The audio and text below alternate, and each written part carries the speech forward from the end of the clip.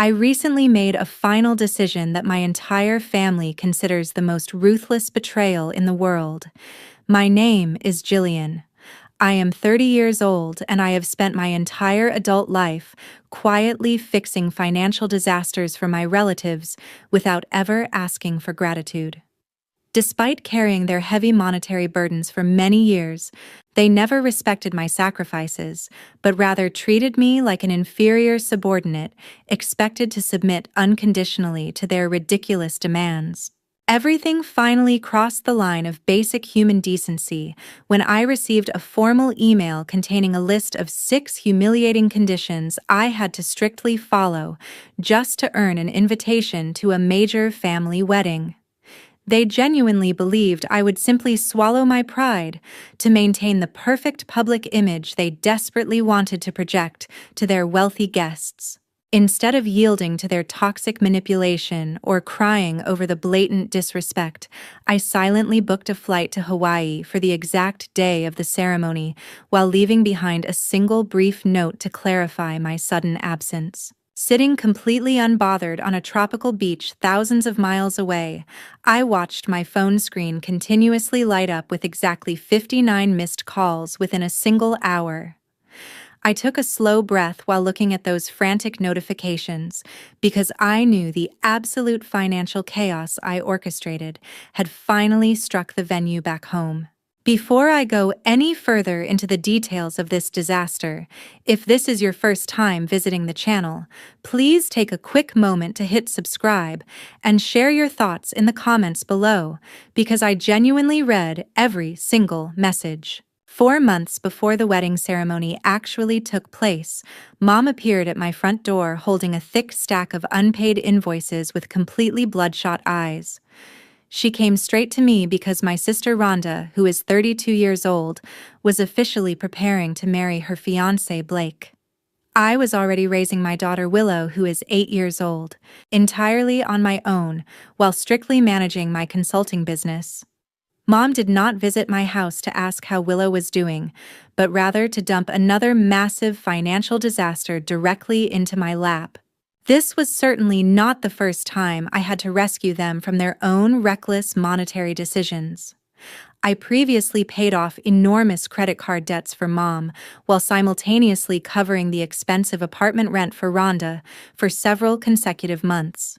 Since childhood, they constantly drilled the toxic mindset into my head that family must always sacrifice for each other regardless of the personal cost involved. They always expected me to fix their massive mistakes without ever offering genuine gratitude in return. Standing in my hallway, Mom began sobbing uncontrollably while begging me to fund the entire wedding celebration at a highly exclusive art glass hotel located in downtown Seattle. She desperately claimed that Blake came from a highly respected wealthy family, so our side needed to project an image of equal financial status to avoid severe embarrassment. "You absolutely have to pay for this venue because Rhonda will be utterly humiliated if his parents discover we cannot afford a proper reception," Mom pleaded while aggressively pushing the extravagant hotel brochures into my hands. I stared at the astronomical numbers printed on those glossy pages while deeply thinking about the exhausting years I spent building my savings from absolutely nothing. I worked relentlessly for over a decade to secure a stable future for my daughter, while my relatives squandered every paycheck they ever received. Despite feeling intense resentment toward their endless financial manipulation, I reluctantly agreed to cover the costs under one non-negotiable condition. I demanded absolute secrecy because I firmly refused to let Rhonda treat me like her personal bank account while pretending she achieved everything herself. To establish a solid protective barrier, I hired my lawyer, Oscar, to meticulously handle the complicated financial logistics on my behalf. Oscar officially signed all the vendor agreements along with the payment contracts with the Seattle hotel directly through his corporate firm. This strict legal arrangement perfectly concealed the true source of the funding while ensuring I retained ultimate control over every single dollar being spent. I instructed him to structure the paperwork carefully so that no one in my family could access the actual account details. Because Oscar managed the transactions completely behind closed doors, Rhonda remained entirely oblivious to the reality that my hard-earned money was funding her luxurious fantasy. Operating under the ridiculous delusion that Mom had somehow secured a massive bank loan, she proceeded to spend cash recklessly on premium upgrades, alongside wildly unnecessary extravagant services. Whenever I attended the mandatory wedding preparation meetings to quietly monitor the ballooning budget, she treated me with outright condescension. She practically paraded around the hotel lobby acting like royalty, while constantly expecting me to carry her heavy shopping bags. Her toxic behavior quickly escalated from simply dismissing my opinions to making deliberately cruel remarks regarding Willow. "You really should leave your kid at home during the formal events, because children like her simply ruin the sophisticated atmosphere we are trying to create." Rhonda sneered loudly during a catering tasting session. I swallowed the sharp anger rising in my throat while tightly gripping my coffee cup. I chose not to argue with her right then because I silently reminded myself that I held the absolute legal power to collapse her entire manufactured world. Exactly 2 weeks before the wedding ceremony, an email with a glaringly capitalized subject line appeared in my inbox. The subject read, "Critical rules for my wedding," which immediately signaled her usual dictatorial tone. I opened the message expecting another long list of tedious errands I needed to run for her bridal party.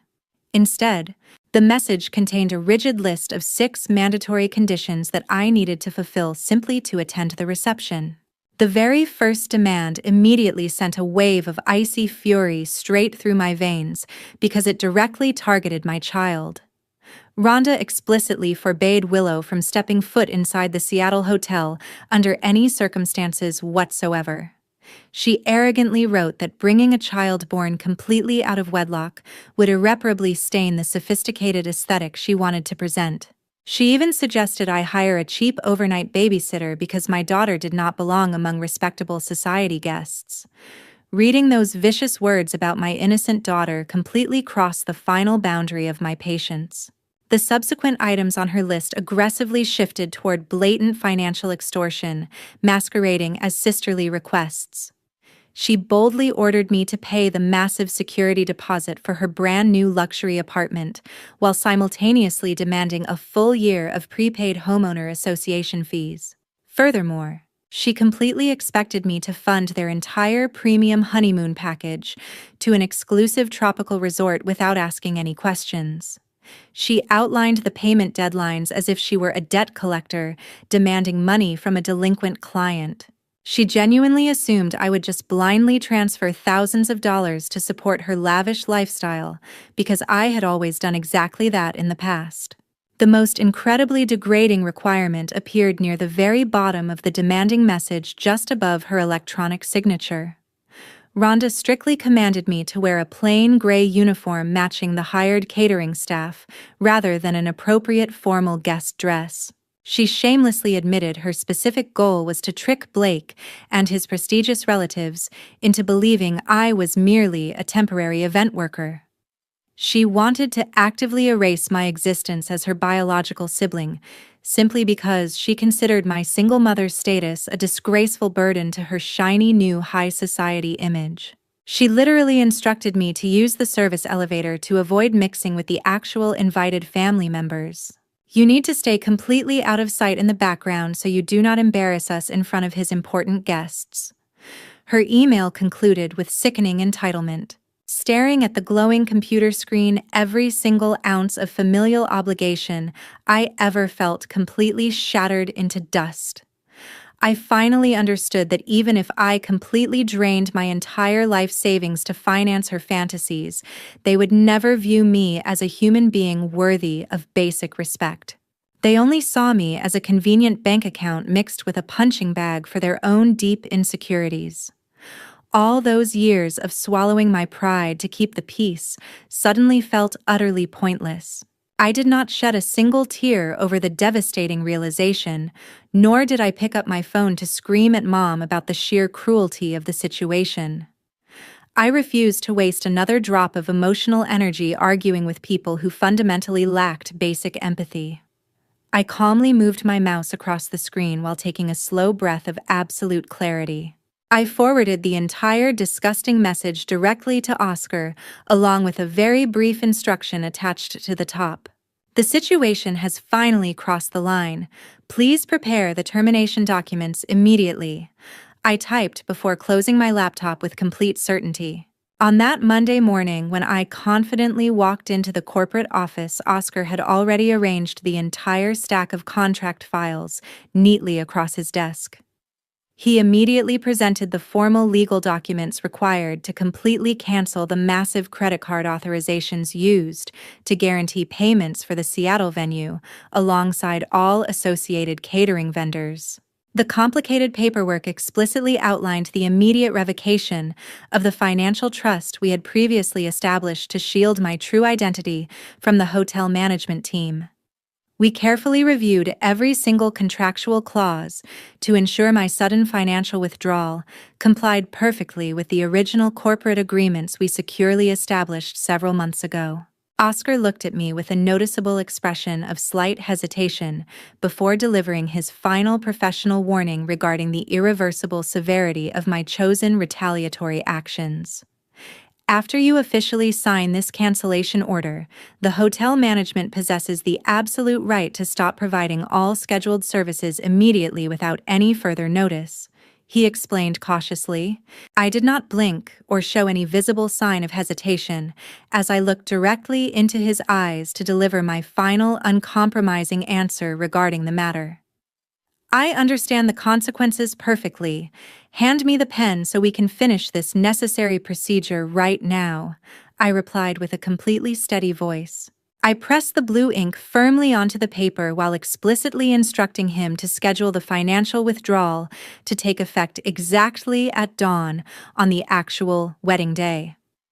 Oscar rapidly typed the specific digital commands into his secure banking terminal to guarantee the transaction reversal would inevitably hit the hotel payment servers early Saturday morning.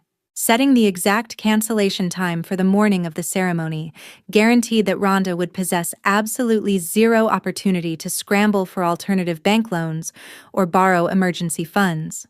She would be forcefully compelled to face the humiliating reality of her own financial ruin, directly in front of the wealthy guests she desperately wanted to impress. Later that same afternoon, I left the legal firm to meet my best friend Chloe at a quiet restaurant downtown to share the overwhelming burden of the toxic situation.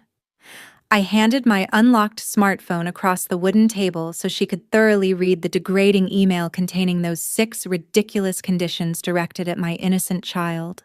Chloe stared at the glowing digital screen with absolute disgust before fiercely validating my drastic decision to permanently sever financial ties with my highly abusive relatives. She forcefully reminded me that blood relations do not grant anyone a free pass to inflict psychological abuse or demand endless monetary sacrifices without facing any severe consequences. Her unwavering emotional support effectively washed away the tiny fraction of misplaced guilt lingering in my chest because she confirmed that I was simply protecting my daughter.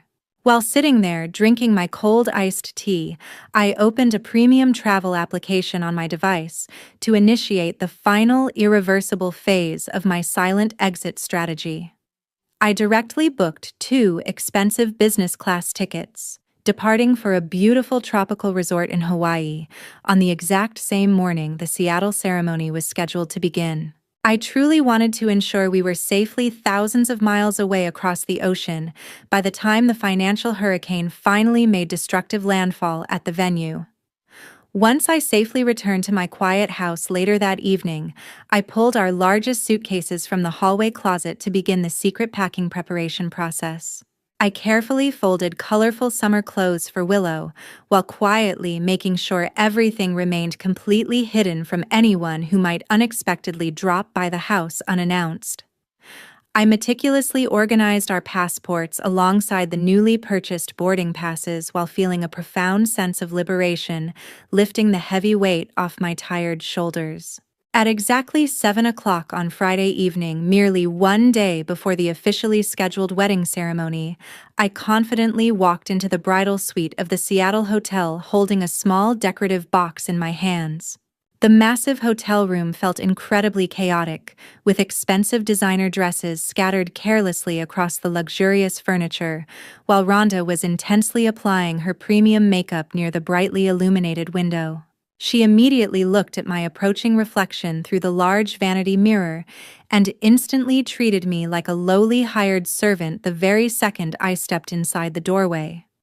She did not bother offering a simple welcoming greeting or showing any basic human decency toward the siblings secretly funding her incredibly extravagant lifestyle. Instead of inviting me into the celebration, she aggressively pointed her expensive makeup brush toward the messy far corner of the crowded bridal suite. "Pick up those scattered shoes and stack them neatly in the corner. Do not just stand there staring like a completely useless person," Rhonda commanded with absolute arrogance. I successfully suppressed the overwhelming wave of deep contempt rising inside my chest while carefully maintaining a perfectly neutral facial expression under her piercing, judgmental gaze. "All right, I will do exactly what you asked right now," I replied calmly while slowly walking toward the massive pile of discarded designer footwear. While Rhonda proudly paraded her assumed authority in front of her highly impressionable, giggling bridesmaids, I deliberately maintained a perfectly submissive attitude without offering any verbal resistance whatsoever. I quietly organized the scattered high heels because I knew, with absolute certainty, that her fragile fabricated empire would completely shatter into pieces by tomorrow morning. She genuinely believed she held absolute, undeniable power over my daily existence, while remaining completely ignorant about the impending financial destruction waiting for her at dawn. Allowing her to deeply enjoy this final fleeting moment of manufactured superiority felt surprisingly satisfying, given the devastating reality she was inevitably about to face. I silently watched her order the remaining bridesmaids around with the exact same toxic entitlement she had continuously weaponized against me for my entire adult life. I patiently waited for the noisy bridal party members to cluster together around the large open wardrobe before executing the final critical step of my quiet departure strategy. Taking full advantage of the loud, chaotic distraction filling the spacious room, I carefully approached the elegant vanity table where her expensive cosmetics were haphazardly displayed across the pristine glass surface. I smoothly pulled a crisp white envelope from my heavy winter coat pocket and slid it directly underneath the heavy decorative floral vase sitting firmly in the center. The sealed envelope contained the single handwritten note explaining my deliberate physical absence alongside the permanent termination of my secret financial sponsorship for the entire event. A few minutes after I successfully concealed the hidden message, Rhonda abruptly turned around to issue another exhaustive series of demanding instructions regarding some forgotten items back at my house. She haughtily ordered me to drive all the way back across the busy town to retrieve several miscellaneous accessories she supposedly needed for the early morning bridal preparation schedule. I simply nodded my head in complete obedient agreement before turning around and walking straight out of the bridal suite without ever casting a single glance backward. The exact moment the heavy wooden door clicked firmly shut behind me, I permanently discarded the pathetic submissive facade I had forcefully worn for the past several torturous months. I walked briskly through the luxurious hotel lobby, holding my head incredibly high, before stepping directly into a waiting taxi that would safely transport my daughter and me straight to the international airport. At exactly 8 o'clock on Saturday morning, just as the long flight carrying Willow and me safely landed at the tropical airport in Hawaii, the massive financial hurricane back home officially began. The very second I disabled the airplane mode on my mobile device, a highly urgent voicemail notification from the Seattle hotel event manager immediately popped onto my glowing screen. I pressed the audio speaker icon while walking alongside Willow through the busy arrival terminal to hear the incredibly panicked voice echoing from the tiny electronic speaker. Your primary guarantee card has been completely declined by the banking system. We desperately need a new payment method to continue," the frantic manager stated clearly. According to the subsequent frantic text messages rapidly flooding my inbox, the uncompromising hotel management team quickly approached the bridal party to deliver their final corporate ultimatum. They firmly stood in front of the bewildered relatives to officially announce their strict corporate protocol regarding the massive unpaid vendor balances accumulating for the event. "We require immediate payment in full, using secure cash, otherwise the entire wedding reception will be completely suspended from service," the venue coordinator announced to the crowd. The wealthy relatives standing near the grand entrance stared in absolute shock upon hearing that the luxurious celebration currently possessed zero financial backing whatsoever. Amidst the rapidly escalating tension occurring inside the venue lobby, Rhonda rushed back into the bridal suite to desperately search for any hidden emergency funds. She frantically tore open the crisp white envelope I had carefully placed underneath the decorative floral vase during the previous evening. She read the single handwritten note explaining my permanent financial withdrawal at the exact moment Blake and his prestigious relatives began aggressively questioning the embarrassing service delays.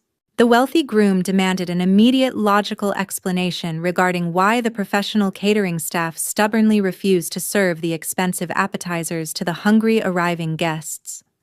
Her hands physically trembled violently while holding the piece of paper that confirmed her absolute loss of control over my corporate bank accounts. Without the massive limit of my premium credit card silently shielding her financial incompetence, Rhonda completely failed to maintain her carefully fabricated wealthy facade in front of her furious future in-laws. She was ruthlessly exposed as a financially reckless individual, heavily drowning in massive consumer debt, rather than the sophisticated high society heiress she aggressively pretended to be. Blake stared at his weeping bride with absolute disbelief as he slowly realized the terrifying extent of her elaborate monetary deception over the past several years. His wealthy parents watched the humiliating spectacle unfold with intense visible disgust while discovering their son was about to marry someone harboring severe financial liabilities. The beautiful illusion she painstakingly constructed using my hard-earned money shattered instantly into thousands of irrecoverable pieces directly on the polished marble hotel floor. While I comfortably collected our heavy luggage from the rotating airport carousel, my smartphone screen continuously flashed with endless incoming notifications from my desperate relatives. The vibrating device relentlessly displayed an overwhelming barrage of frantic missed calls originating simultaneously from both Mom and Rhonda. They desperately attempted to reach me to secure the required emergency funding while their carefully constructed social empire collapsed spectacularly around them. I calmly watched the glowing digital counter steadily increase until the final tally of missed calls stopped exactly at the number 59. I simply smiled while sliding the silenced phone back into my pocket because the chaotic situation unfolding across the ocean was no longer my problem to solve. We walked directly toward the bright tropical sunshine waiting outside the terminal to finally begin our peaceful vacation away from their endless toxic drama. At exactly 3 o'clock in the afternoon on that same day, I finally decided to press the green answer button when the digital screen illuminated with an incoming call from Mom for the 20th consecutive time. The immediate audio transmitting through the tiny electronic speaker consisted entirely of absolute chaos, perfectly mixed with severe emotional desperation. Mom was hysterically sobbing into the receiver while aggressively demanding that I instantly fix the catastrophic situation occurring inside the Seattle venue. "You absolutely must transfer the emergency funds immediately because the important guests are already waiting in the main lobby," Mom screamed desperately through the phone. In the highly chaotic background behind her frantic weeping voice, I could distinctly hear Rhonda screaming loudly about her completely ruined reputation being shattered beyond repair. She was violently blaming my sudden disappearance for destroying her heavily manufactured high society image in front of Blake, alongside his incredibly judgmental wealthy parents. She hysterically shrieked that the ruthless hotel management had officially started dismantling the expensive floral arrangements because nobody could provide the mandatory cash payments required to proceed. Instead of matching their rapidly escalating aggressive energy or engaging in a completely pointless shouting match regarding the canceled credit cards, I maintained a perfectly icy vocal tone. I calmly retrieved the digital copy of the demanding email saved on my tablet device to read her exact vicious words directly into the phone receiver. Willow ruins the sophisticated atmosphere of the ceremony. I recited the specific cruel sentence with absolute chilling precision while maintaining perfect control over my breathing. I deliberately allowed those sickening words to hang heavily over the international digital connection before delivering my final psychological strike against her persistent toxic manipulation. I wanted her to deeply understand the exact unforgivable boundary they had foolishly crossed regarding the basic dignity of my innocent child. They genuinely believed they could ruthlessly insult a young girl without facing any severe repercussions simply because they shared the same biological bloodline. Mom, do you genuinely want me to tell my own daughter to blindly accept that horrific statement? I asked directly without showing any emotional weakness whatsoever. The chaotic screaming echoing through the background suddenly ceased as a profoundly deafening silence completely overtook the international phone connection for several long, agonizing seconds. Mom remained absolutely speechless because she possessed absolutely zero logical excuses to adequately defend the undeniable cruelty explicitly directed at her own innocent granddaughter. She finally realized that weaponizing traditional family loyalty could never successfully force a fiercely protective mother to actively tolerate the blatant public degradation of her own flesh and blood. The incredibly heavy silence proved definitively that she fully recognized their abusive behavior was entirely indefensible under any imaginable circumstances within a civilized society. She could not utter a single coherent syllable to justify the blatant disrespect they had continuously demonstrated over the past several months during the elaborate wedding preparations. I did not patiently wait for any pathetic fabricated apologies or listen to any further desperate attempts at financial extortion from the silent woman remaining on the line. I firmly declared that my lifelong obligations toward fixing their endless monetary mistakes were permanently finished starting from this exact second, without any possibility of future negotiation.